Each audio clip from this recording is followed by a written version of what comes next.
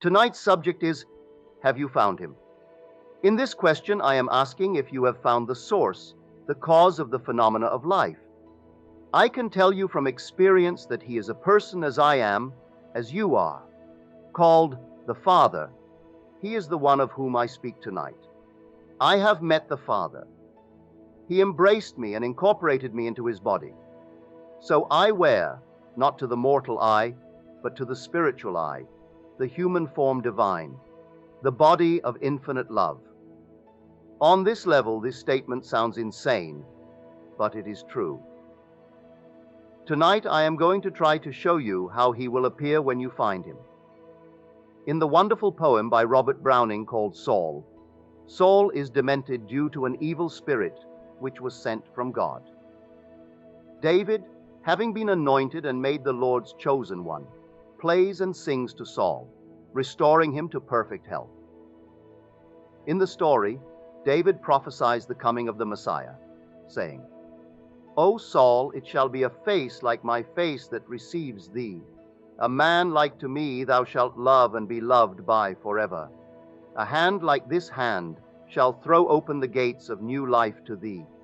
See the Christ stand." No one could have written this statement unless he had experienced it. But no one. Browning was raised in the environment where the matching of words and thought was an art in their practiced form. And being a poet, he could tell of his experience so beautifully. Now I will tell you mine, for I know from experience that Browning's words are true. When you see David, you will see the face of the risen Lord. If you have not seen the risen Lord, for only the apostles see him, at which time they are incorporated into his body and sent. When you find David, use your imagination and mature his face, and you will see the face of the risen Lord reflected there. David is the eternal youth who is buried in your mind, and when he comes forth and calls you Father, he will reflect your glory and bear the very stamp of your nature. May I tell you, when I looked at David, I felt I was the risen Lord. I am not the little garment I wear here, and neither are you. In the 27th Psalm, we are told to seek his face. My heart says to thee, thy face, Lord, do I seek. Hide not thy face from me. I have found his face, yet I cannot take any credit for it. Having searched my entire soul, I cannot find anything that I have ever done to make me worthy to behold the face of the risen Lord. But when I was brought into his presence in the Spirit, I was incorporated into his body, into the one body, to become the one Spirit, one Lord, one God, and Father of all. So I have found him of whom Moses in the law and the prophets wrote, Jesus of Nazareth. The word Jesus means Jehovah Savior. That's all it means. And there is only one Savior in the world. I am the Lord your God, the Holy One of Israel, your Savior, and besides me, there is no Savior. Now let me share with you a wonderful experience of a lady who is here tonight. This lady is very much a lady, yet last spring she heard a voice within her say, "You are David, my dear, and I want to love you with all of my heart." Then the voice proclaimed, "I am God, and I am you." Fulfilling the 10th chapter of John, I and my Father are one, and the 2nd Psalm. In this psalm, David is speaking, saying, "This is the decree of the Lord. He said to me, you are my son. Today I have begotten you." This lady was called David by one who proclaimed, "I am God, and I am you. I and my begotten are one." Now, on the 24th day of May, 2 months after this fantastic vision, this is what she heard. "I am God himself. I am he who brings you into this world and takes you out. I am God forever. I will never leave you. You are me, my son, my son, my son. I am speaking to you from the depth of me, and I know you, Virginia. I am Jesus Christ, your world." In the first verse of the 43rd chapter of Isaiah, the Lord says, "I have redeemed you, for I have called you by name. You are mine." When you reach the point where you are called by name, you are redeemed. No matter what she must experience in the time to come, she can always lean against this experience of hers and relate it to this parallel verse of Scripture. I have redeemed you, for I have called you by name. You are mine. May I say to all of you, if you haven't found him, don't despair. When I found him, it just happened, and if it happened to me, it will happen to everyone. But in this heavenly order, there are certain levels, as there are in this world. Back 30 years ago, I was called into the presence of the risen Lord in spirit. I was asked to name the greatest thing in the world, and I answered in the words of Paul. Faith, hope, and love, these three. But the greatest of these is love. At that moment he embraced me. I was incorporated into his body, and since that time I have felt no divorce from that body. I walk the earth as Neville, the garment I shave in the morning, but at night I assume my heavenly one. While walking the earth as Neville, I am just as normal as you are, yet I have never felt any estrangement from that spiritual body. For he who is united to the Lord becomes one spirit with him.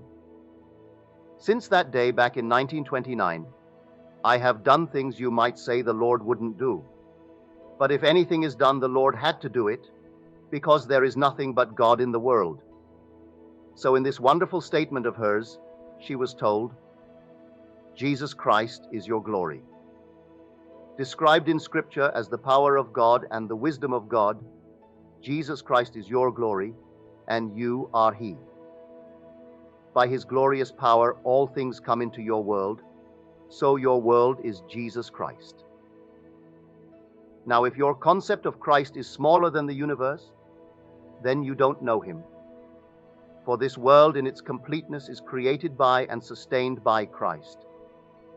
The being in the depth of this lady proclaimed the most profound thing when she was told, Jesus Christ is your world. He is, and He is you, for it is you who brought everything into existence.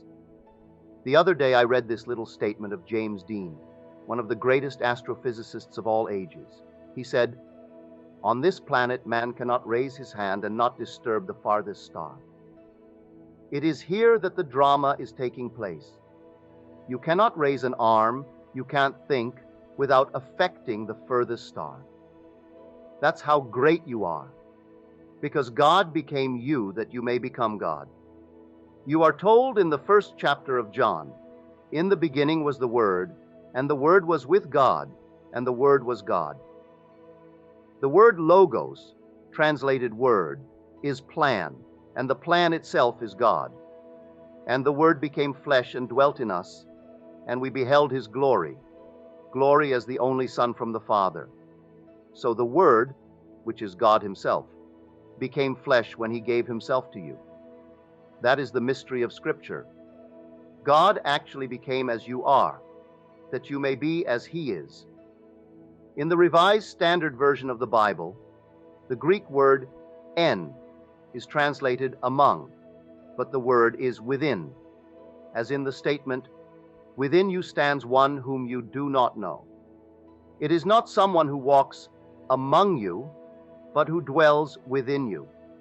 The word en also means to give self wholly to. Emptying Himself of His divinity, He took upon Himself the form of a slave and became the obedient unto death, even death upon this physical cross of man. The body you wear is the cross upon which God is crucified, and from which God will rise, taking you with Him. Then you will know that you and He are one. I was sent to tell you the true story of the mystery of Christ. While we are here on this inferior level of awareness, we have lost sight of our Maker, but I have been sent to tell you how the drama of Christ unfolds within you, as it is the Father's will that not one be lost, not one in my holy mountain. Paul tells us in his letter to the Corinthians that, like in the army, there are various levels of awareness. He puts the apostles first, the prophets second, the teachers third, and the miracle workers fourth. Why he does this, I do not know. I do know that I used the words of Paul when the risen Christ asked me to tell him what was the greatest thing in the world, and after he embraced me, and I fused with his body, I was sent with the words, "Down with the blue bloods." People may think this has something to do with the social order, but the word means church protocol, the traditions of men as opposed to the commands of God.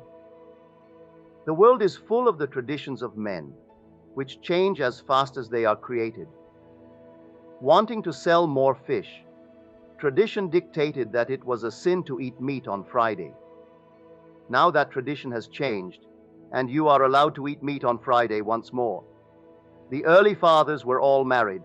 Then one came along who was ignorant and wanted everyone to be as ignorant as he. So he made an order that they marry no more. Now the men are rebelling, and it will only take a few years before it will all be back to the way it was. These are the traditions of men, while I was sent to fulfill the command of God. Christianity hasn't a thing to do with that which is made by the human hand. The church of Scripture is the assembly of the resurrected. The resurrected are those who are incorporated into the body of the risen Christ. And, may I tell you, it is a body just as real as yours is now. Everyone will be incorporated into that one body. Yet there are orders there just as there are here in this physical body. The eyes perform a function, the ear another, the nose another, as each perform their own special function. Paul takes 8, which is the number of Christ, and gives 8 orders within the body. But what determines this order I do not know. I only know that I beheld his face. He embraced me and incorporated me into his body. And when I found David, he was simply a young impression of the Ancient of Days I had beheld. That is why Browning made David say, "O Saul, it shall be a face like my face that receives thee. A man like to me, thou shalt love and be loved by forever. A hand like this hand shall throw open the gates of new life to thee. See the Christ stand." And you know, you cannot earn this experience. It is all grace, grace, and more grace. So begin now to live a wonderful life and exercise your imagination lovingly on behalf of everyone. And one day you will be called to enter that one body, and it will not matter whether you play the part of the teacher, the miracle worker, the helper, the administrator, or the speaker in tongues. If one is playing the part of the apostle, it is not because he earned it. It's a play, and the part he is playing was God's choice in the beginning, before that the world was. So learn to exercise your creative power by applying the law, for you may have anything you want. You want to be wealthy, you may have it. You want to be known, you may have that too. Anything you want, you may have. But when it comes to God's promise, it will be fulfilled. It is my hope that it is now. But don't think you can make it happen. You can't. But you will find him when you see David, and he calls you Father. And he will. For there is only one God and Father of us all, who is above all, through all, and in all. In the meantime, remember, everything is a state of consciousness. You want security? Then assume that you are secure, and things will happen, and you will bear the fruit of the tree of security. Get out of that state, and its fruit will vanish. You may wonder what happened and think someone deceived you. The market went down or your product is no longer wanted. But you can only eat the fruit of security when you know you are its tree. Any state occupied bears its fruit, and your world is forever bearing witness to the state you are in. But you will never find the cause of the phenomena of life until the David of biblical fame, who is my son, calls you Father. And then, and only then, will you know that you and I are one. Now let us go into the silence.